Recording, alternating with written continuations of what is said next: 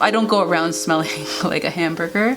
Hi, I haven't been around in a little while, so I thought it would be great to give you guys a bit of an update on how my hair has been, what I've been doing with my hair, any changes that I've made to my routine, and just general things that I've learned that I think may be helpful to you. At the same time, I thought that I would just do my hair. I need to prep my hair to wash it. I've had these twists in my hair for over a month.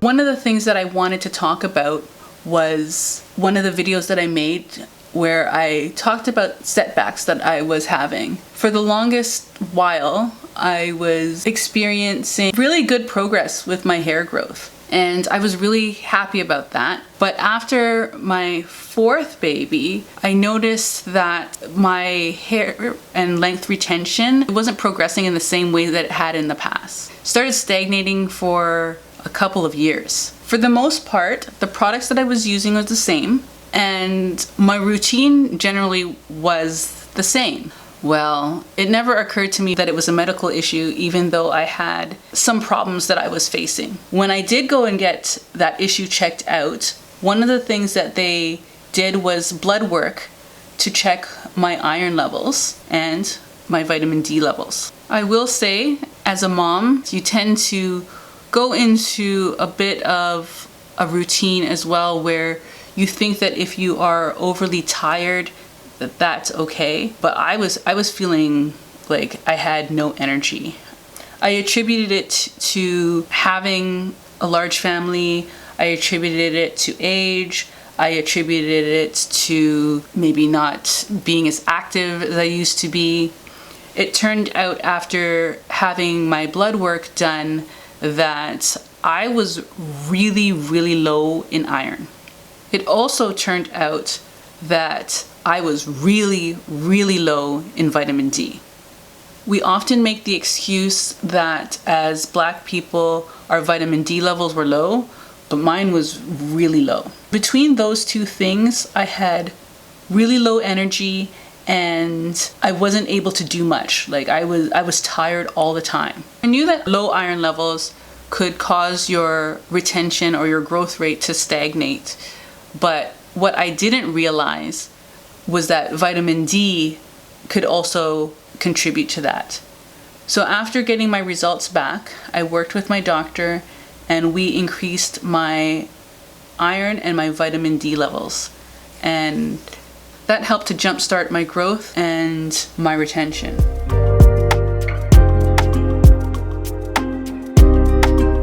In terms of finger combing and finger detangling, that for me started many years ago. I don't use brushes on my hair at all, and I've never used brushes on my hair. I've found that brushing my hair causes it to break a lot. I was finding that combing my hair also caused some breakage, but by primarily finger combing, I would reduce the amount of breakage that my hair would be subjected to. In my previous routine, I would comb my hair once every 3 months. And so in that video that I made, that was a quarterly hair combing session that landed on a hair anniversary. After that, somebody made a comment that they actually don't use combs at all. And I was intrigued because it wasn't like when I was combing my hair quarterly that I was getting that much more shed hair out of my hair than when I finger combed and finger detangled. So at that point, I decided that I wanted to give finger combing full-time a try. I started finger combing my hair using the same method that I'd always used. I used my quarterly sessions as a milestone for checking to see if I really did need to add a comb. While detangling my hair, as time went on, I realized that the comb really wasn't necessary, at least based on how I take care of my hair. I know it doesn't work for everybody, and I would never suggest it for everybody. It's just something that I felt, for me, it worked with my hair and my routine. with finger combing and using my hands, I find that I am more able to determine where knots are, and I can also detangle my hair a little bit easier than if I had a comb and I would just rip through my hair without feeling the tension. Now when I detangle my hair, it depends on the size twist that I'm wearing. If I am wearing larger twists, I will detangle my hair weekly. If I'm wearing medium twists, it could be every week or two, maybe 3 if I can stretch it. And if I am wearing mini twists like this, it could be a month to 2.5 months. Also, one thing that I wanted to point out is that when I say that I don't use combs to style my hair, I also include parting my hair. So when I part my hair for twists, I just use my fingers to determine where the partings are going to go, or I feel where the natural partings are, and then I create my twists or whatever my style is based on that. In this way, I find that it helps me to learn more about what my hair wants to do naturally. For me, this is important, especially in learning how to take care of my 4C hair. My method of caring for my hair has always been leaning towards what does my hair want to do naturally. I find that when I do that, or when I use certain products that, might be on trend but might not be good for my hair, is that I end up with a lot of breakage. Again, this isn't something that works for everyone, but this has enabled me to cater to my hair more and to allow it to just do what it wants to do without forcing it to do something that will create breakage.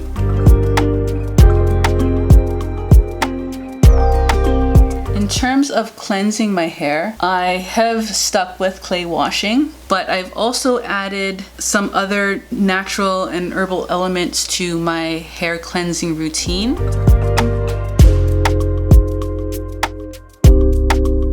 I have kept up with quarterly trims, but last year I started experimenting with trimming my hair according to the lunar cycle. And I know it sounds a little woo-woo, but I thought, there are people who swear by it and they have long hair, so why not give it a try? When I adopted this method, what I decided to do was adjust my schedule. I would do a micro trim on my hair every month, and on the quarter, I would maintain my regular trim. So far, I've found that this has worked really, really well for my hair. In this way, I liken it to the idea of cutting your nails versus filing your nails. When you cut your nails, you are taking off a lot of nail, and you might be doing it because your nails are broken, or because they're chipped, or because you need to change shape. When you file your nails, you are maybe just slightly maintaining the shape or removing just small imperfections from your nails. So for me, micro trimming would be similar to filing my nails, and I found that has kept my hair from having a lot of raggedy ends in my twists. And even when I take my twists out and I retwist my hair, my ends look a lot healthier, and they also feel a lot healthier. They don't feel like they're snagging, and they don't feel like they've been neglected. When it comes to quarterly trims, I assess how much my hair needs to be trimmed at that point. There have been times where the quarterly trim, because of the monthly micro trims, hasn't been necessary. So I will just do a micro trim. This has kept my hair feeling really healthy, and I think that this is part of the reason why I'm able to wear my hair in 2-strand twists a bit longer.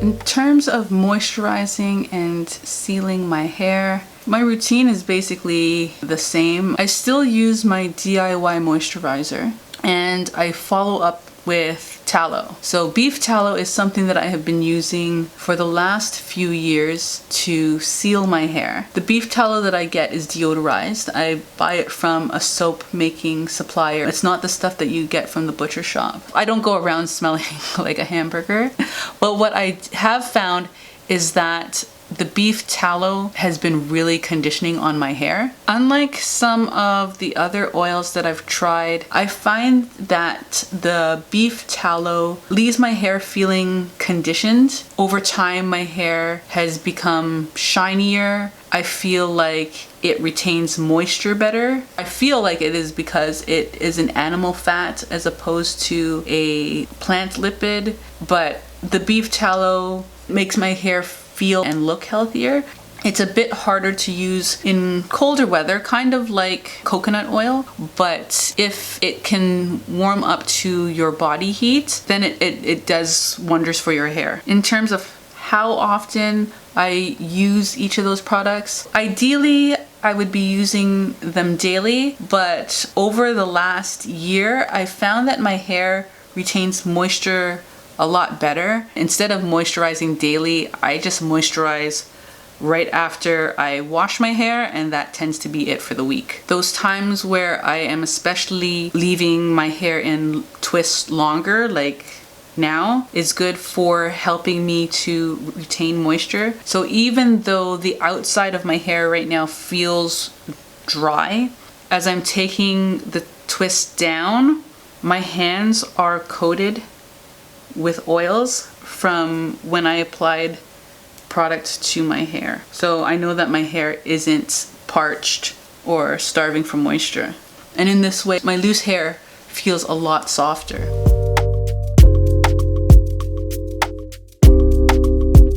I do find that it is possible to use Ayurvedic treatments when my hair is in 2-strand twists. If you get a good quality Ayurvedic herb, or if you use herbs that tend to be finely milled, then they're easy to wash out. There's some herbs that I stay away from. Ziziphus or Siddhar is one of them, because I find that no matter what, it leaves plant lint. I don't know, it just sticks to my hair and it doesn't come out. Actually, it was when trying to create content for a certain brand, that's how I actually stumbled onto the routine that I have now, where I would finger detangle in the shower and take my time to really go through my strands when I'm applying my products and that sort of thing, which I wasn't doing before. But I found that ever since doing that, it has helped my hair a lot.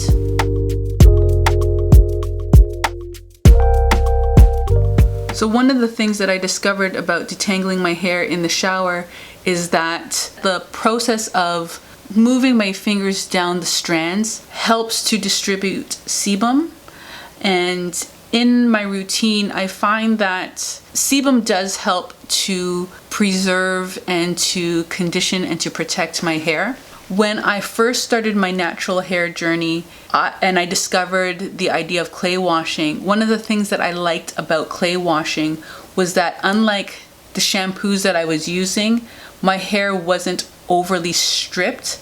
I did feel at the end of my wash routine that, you know, there was a little coating of something on my hair. For some people, it sounds kind of gross, or it sounds like that shouldn't be a thing. But for me, I found that each time I would shampoo my hair with what I thought were good shampoos, and my hair was being like overly stripped, it also created a couple of issues. First is that it would leave my hair prone to being brittle, and in terms of wanting to retain as much hair as I could, that was not working for me. So I couldn't overly strip my hair and then expect to see the results that I wanted to see. The second thing that I found by doing this routine was that in not stripping out all of the oils from my hair, it also allowed my hair to be moisturized faster when I was applying my products. If I use a shampoo that overly cleansed my hair, it might take me 4 days before my hair would start to feel soft again. For some people, I don't care whether they are professional or not, they might say that that is okay. But again, if it's taking 4 days for my hair to feel moisturized and it's more prone to breakage during that time, and then by day 7 I am starting the whole process again, that would just slow down my ability to reach the goals that I wanted to reach. Once I started clay washing, I realized that my hair would become moisturized a lot quicker, so it might only take 2 days to absorb the moisture. My hair was holding onto moisture a lot longer, or accepting moisture a lot longer in the wash day process, and therefore by the time I would go to wash my hair at the end of the week, my hair wouldn't feel so crispy or so parched or so stiff and brittle. So for me, the routine that I have now has taken it up a notch, and this is why I am sometimes able to just moisturize my hair once after wash day, and it's fine till the next wash day the next week. I do find that anything beyond 7 days, like if I have to postpone my wash day to like 9 or 10 days, my hair does start to feel dry. But if I stick to a 7-day schedule, my hair feels fine.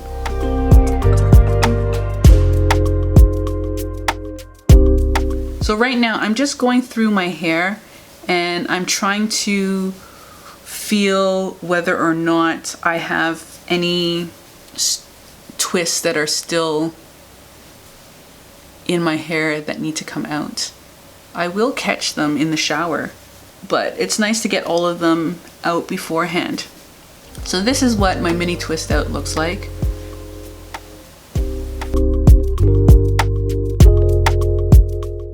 So I do want to show you just what my hair looks like after 3 years of not using a comb. I know some people might not be convinced that my hair isn't matted. So here's a section, and this is what it looks like just having taken it out of the twists. But then I can show you, and I probably should have started at the bottom, but I have this bad habit of detangling from the top down. But this is what my hair looks like. This is a month and a half of being in 2-strand twists and not combing it for 3 years. This is my nape. So this is the area where a lot of people tend to have the most trouble retaining. But if I just gently pull at it, this is what came out just now of detangling. And this is where my nape is.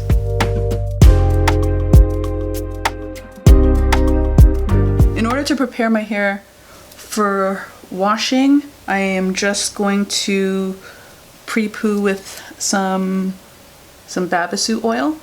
I'm one of those people who coconut oil leaves their hair feeling very dry and crispy. So instead I use babasu oil, which is a great alternative. And I just apply it to my length, and I pay attention to the ends of my hair. This is about a tablespoon and a half of oil. This will help prepare my hair for finger detangling in the shower. And I can just leave it like this for a while. Like if I don't want to detangle my hair right away, I can wear my hair in a twist out, which will be great. And what I plan on doing afterwards is I will cover my hair in a heating cap just so oil doesn't get all over everything, and then so the oil will also have a chance to penetrate my strands.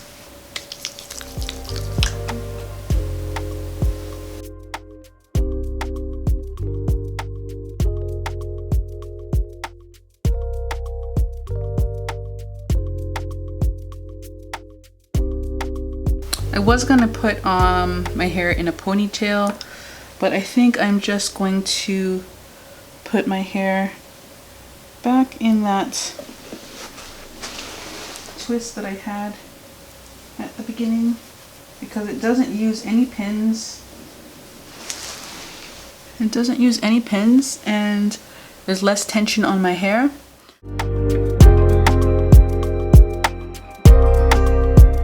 should say, one of the reasons why I also think that my hair, even after this long in these mini twists and weekly washing, because I've washed my hair every week while they're in these mini twists, and you just saw, like, I didn't even have to spray them, they just fell apart. One of the reasons why I think that happens is because my hair is also not getting stripped of the sebum completely when I cleanse. I try to do things that will help to encourage it, as I said before.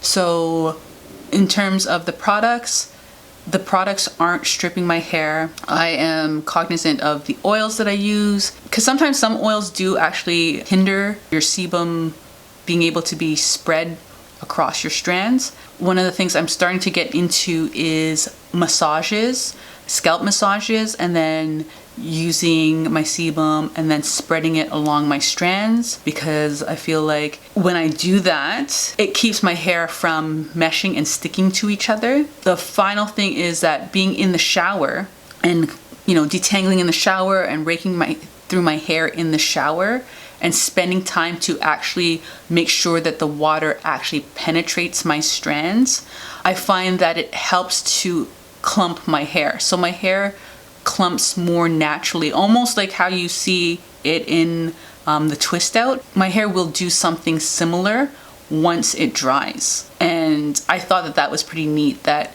in and of itself, the curl pattern looks more like a 4B after doing that.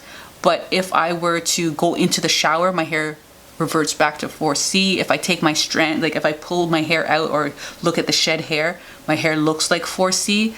But the way that it dries after it is fully saturated with water, once it is groomed and you know, the oils are distributed properly, it clumps in a way that helps to prevent tangling. The clumping also helps to prevent breakage, and then that's keeping my hair healthier and helping me to retain more length. So I hope that this talk has been informative for you. I hope that you have a better idea of how I've been maintaining my hair. I will follow up with some videos that are more specific to different parts of my routine, so you can get a better insight into what I do and why I do certain things, as opposed to like this kind of like survey video where I'm just saying this is what I'm doing. If you liked it, please subscribe to my channel and please give the video a thumbs up, and you'll be hearing from me soon.